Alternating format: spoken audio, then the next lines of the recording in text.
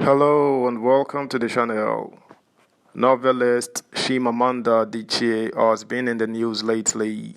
First, for writing the US President Joe Biden, which resulted in calls by the ruling All Progressives Congress APC for her arrests.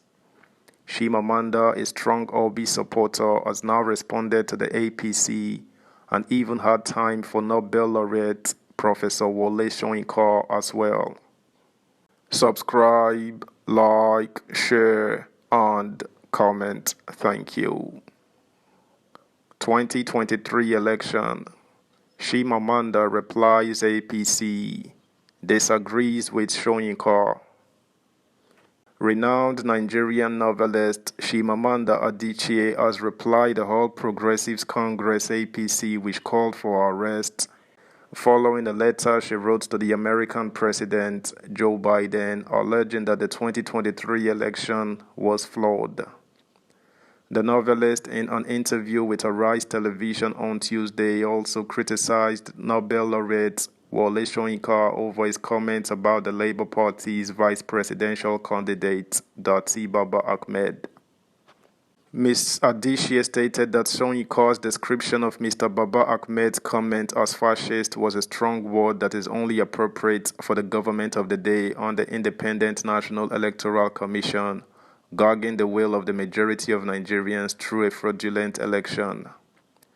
Premium Times reported how Dele Alake, the special advisor communications to President-elect Bola Tinubu, said Ms. Adichie may face a lawsuit over an allegation she made against the chairman of the Independent National Electoral Commission (INEC), Mahmoud Yakubu.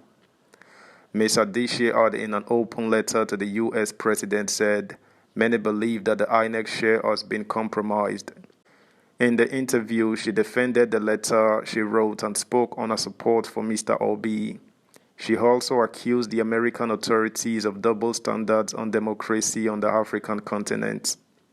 I wrote that letter because this is important to preserve the truth. When something like this happens in a country, it is important to tell the story of what happened. What happened in Nigeria over the past month was not an election. It was a really unforgivable flaw, and there is evidence for that. I wanted to call out to the US for what I consider two faces when it comes to Africa. The US has a long history of complicity in non-democratic elections on this continent. Recently in Congo, they endorsed an election that was an absolute sham, but the same US will turn around and criticize Congo for not being democratic. My point was to say, be what you say you are. You cannot criticize African countries for being non-democratic while at the same time endorsing something that was quite evidently undemocratic. The most glaring is that we Nigerians all saw these mutilated elections. We saw polling unit agents talking about how what they had at the polling unit was not what was then announced or uploaded officially. For me, that is a striking reason and example of why this election was not about technical glitching. Can we also realize that Nigeria is full of very bright young people in tech? There is no reason for that excuse of a technical glitch. Why was it possible to other people to upload the results of the other federal elections but not the presidential one? And I think most of us have this resounding unfortunate silence from the chairman of the INEC, and I think Nigerians deserve respect over an institution that is supposed to shepherd their democracy, and nobody is coming out to explain to Nigerians how that happened. There was a statement about technical glitches.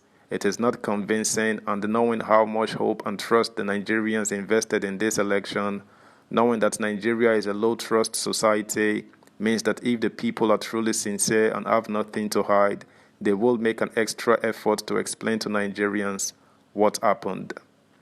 She said the ruling All Progressives Congress is just trying to derail from what is important to Nigerians by accusing her of not voting in the election. I think that is not a useful criticism. I should say first of all that I have never been fazed by criticism.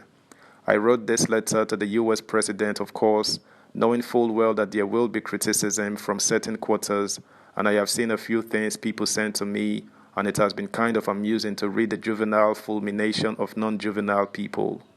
I have a home in Lagos and America, and I am very often here in Lagos. I tried very hard to get my PVC, and the reason was that I was assured that technology will save us.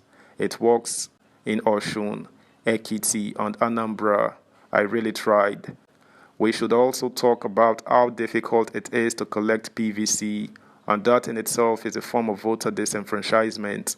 I have done the first and I could not collect my PVC.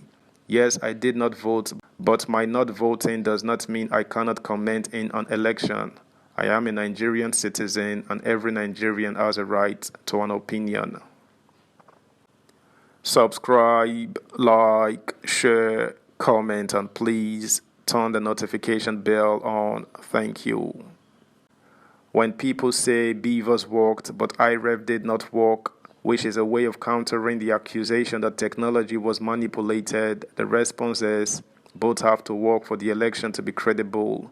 Beavers was about making sure we did not have ghost voters, but it defeats the purpose if you then do not upload the results, because those results that you have made sure real people voted, but then those real results we can't see them in real time, as Professor Mahmoud Yakubu said, because he said the public will be able to view the polling unit results as soon as the elections are finalized on election day.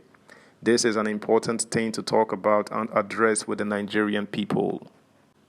Speaking on Soyinka, Chimamanda said, I admire him, I respect him as a thinker and a writer, and I think everyone should read The Man Died, but at the same time, I disagree very strongly with him on this particular issue. I watched his interview twice thinking that I was missing something. Fascism is a really strong word that often made me think of Mussolini's Italy, but we use it now to address this kind of authoritarianism that often populates the right wing, like in Hungary and even the former American president. And if you look at these situations, you can see why they have been tamed fascist. I did not see any reason that Dati Baba Ahmed's interview would have been tamed fascism. I think he was making a very strong point about the election. He was saying that if our democracy is not rooted in our constitution, and you then swear in a person who is being elected unconstitutionally, then you infer ending democracy. I think a quite reasonable position. The court will interpret the position. I don't think any reasonable Nigeria who can read can make their interpretation and argue with it. The fact that the Labour Party is in the court means that they do not believe that this election was constitutional. I don't see why he will be tamed as a fascist. I think a charitable way of reading Professor Soyinka's comment is that Professor Soyinka himself said he is not given to restraint in the language in general, and that may be where the word fascist come from. That's the news, guys. Thanks for listening. Until next time. Bye.